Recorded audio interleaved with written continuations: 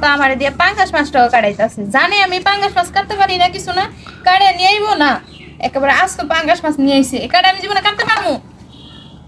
এই তুমি এরকম করতেছো কে? হ্যাঁ এটা কাটে আনো না কে?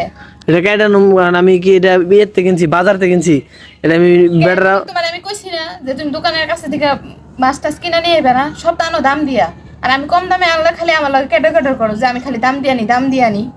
আর বুকা এটা আইছে মহল্লার ভিতরে আব্দুল্লাহ, এই যে আব্দুল্লাহ দেখি, এই যাবো, হ্যাঁ এটা আব্দুল্লাহ পছন্দ করে এটাছে ই মাছ খাইতে, পাঙ্গাস মাছ খাইতে। আব্দুল্লাহ পাঙ্গাস মাছের কাঁটা থাকে না, এই জন্য আব্দুল্লাহর জন্য নিয়ে আইছি। তুমি জানো না আমি এগুলো কাটতে পারি না? তো তুমি কাটতে পারো না, কাটা শিখন লাগবো না? তোমার এটা একটা কথা হইলো? তো তুমি কি মাথায় বলে মাছ ফালিয়ে দিবা?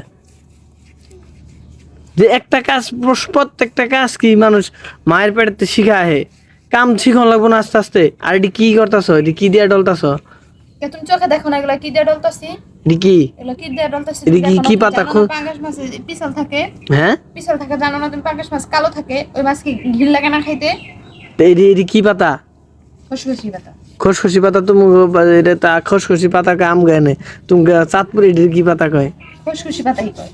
আমি কি ভিত্তে ডলতাছি? এগুলা চামড়া কালো থাকে না, স্বাদ নষ্ট জায়গা মাছের। তোমার কইছে স্বাদ নষ্ট হয়ে জায়গা, আমি দেখি নাই, আমরা এই ছোট থেকে দেখে আইছি যে আমার মাতা দিদা চাচিরা সবাই এইভাবে ঢইলা এগুলা সব পিছল মিছল ফালাইছে, ফালানোর পরে এগুলা এই যে দেখো ধুয়ে দিই, একবার পুরা সাদা হয়ে যাবো মাছ। হ্যাঁ এইটা তো ভালো, তুমি তোমার আসলে বুঝছো এই ক্যাট ক্যাট করলে ভালো লাগে না, তুমি তো আমার একটা গুণবতী বউ। আমি কি ক্যাট ক্যাট করি? তুমি জীবনের প্রথম একটা পাঙ্গাস মাছ নিয়ে আইছো।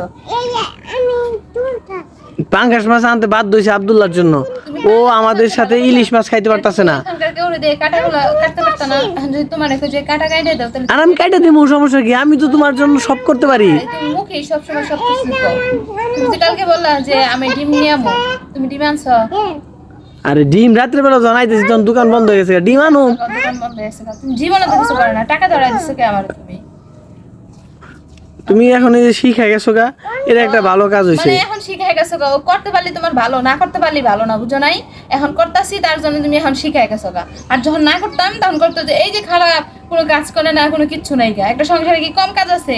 এই মাছটা কি, এত বড় মাছটা কি আমার কাটা সম্ভব? হ্যাঁ এর ডলতাছি না 1 ঘন্টা ধইরা, তুমি এত বড় মাছ আনছো কি লাগা? আরে আব্দুল্লাহ পছন্দ করে, এই জন্য আব্দুল্লাহর জন্য আনছি। আব্দুল্লাহ আমাদের সাথে মাছ খাইতে পারতাছে না। কয় টাকা কেজি আনছো? 180 টাকা কেজি। 180 টাকা কেজি, বাজারে 160 টাকা কেজি, তুমি কেন 180 টাকা 20 টাকা বেশি দিয়ে আনছো? এই রোজার মধ্যে তোমার 160 টাকা কেজি পাঙ্গাস মাছ দিবনি? বাংলাদেশে মাছের নাম লইলে 200 টাকা কেজি। নাম লইছি 200 টাকা। কে আমি কালকে চিংড়ি মাছ আনতে যা দেখাই নাই যে 160 টাকা কেজি। আব্দুল্লাহ তুমি কি খুশি হয়েছে মাছ আনাতে? চিংড়ি মাছ আনুম? আচ্ছা চিংড়ি মাছ আনুম নি, ঠিক আছে। খুশি তো বড় কথা না, তুমি কেন এই মাছটা নিয়ে আইছো? এখন তুমি জানো না ঘরে অনেক মাছ আছে। শুনো, এই মাছটা যদি আমি বাজার থেকে কাইটা নিয়ে যেতাম, এই দেখো এটা এখন এই যে কাটার পরে কত পরিষ্কার হয়েছে, যে খসখসি পাতা দিয়ে ঘষ্ট পরে, আর কাইটা যদি আমি আনতাম তাহলে এটার মধ্যে এই যে এই ময়লাগুলা থাকতো। তো যারা এই যে পাঙ্গাস মাছ, বোয়াল মাছ বাজার থেকে কাইটা আনে, তারা আসলে আমার মনে হয় এই লেদা মেদা সবাই খায়।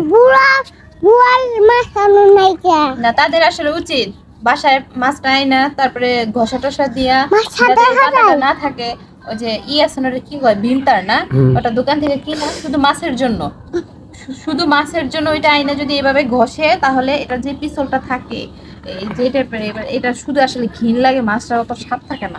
এখন মাছটা রান্না করলে কিন্তু খুবই স্বাদ লাগবে, কারণ ওরকম পিস্তা পিস্তা টাইপের ওরকম থাকে না। আর যারা এরকম কেটর কেটর করে তা করলে কিছু আসলে যারা কাটতে না পারে তারাই কেটর কেটর করে, আমি তো মাছ কাটতে পারি না। আমি তাইলে কি করবো কও?